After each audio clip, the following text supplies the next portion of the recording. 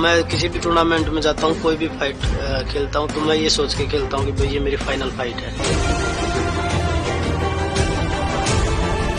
मैं अपनी तरफ से बेस्ट करने की कोशिश करता हूँ। अगर आप आगे बढ़ना चाहते हो तो उसके लिए आपको जुनून होता है ना, वो मन में पालना पड़ेगा।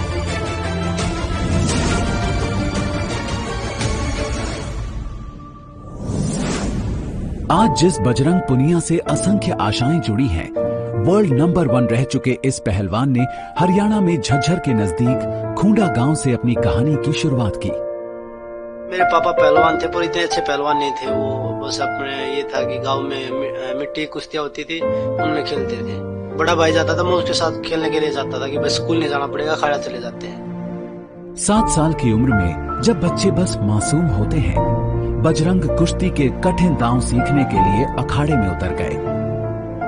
दिल में आगे बढ़ने का सपना बसाए बजरंग पूनिया भारतीय कुश्ती का नया अध्याय लिखने सोनीपत आ गए और यहीं से उन्होंने अपने पांव मिट्टी के अखाड़े से उठाकर पहली बार एक रेसलिंग मैट पर रखे। 2005 में जब मेरा साई में सिलेक्शन हुआ था, मैं वहाँ पे 2.5-3 साल रहा, वहाँ ट्रेनिंग करी मैंने, स्कूल नेशनल में मेडल जीता मैंने।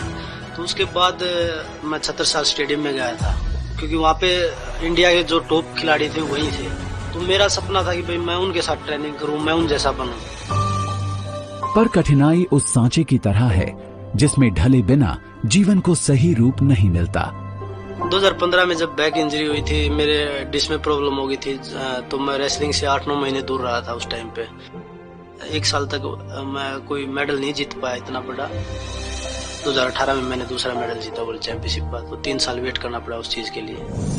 आखिरकार 2018 के कॉमनवेल्थ गेम्स में स्वर्ण पदक जीतकर बजरंग पुनिया ने साबित कर दिया कि उसकी विजय गाथा के कई स्वर्णिम मोड़ अभी आने बाकी हैं। 2018 के एशियन गेम्स में जीतकर बजरंग पुनिया बने 65 किलो कैटेगरी के दुनिया के नंबर 1 रेसलर। उसके बाद 2019 वर्ल्ड रेसलिंग चैंपियनशिप में ब्रॉन्ज मेडल हासिल करते हुए बजरंग पुनिया ने टोक्यो ओलंपिक्स में भी अपनी जगह बनाई।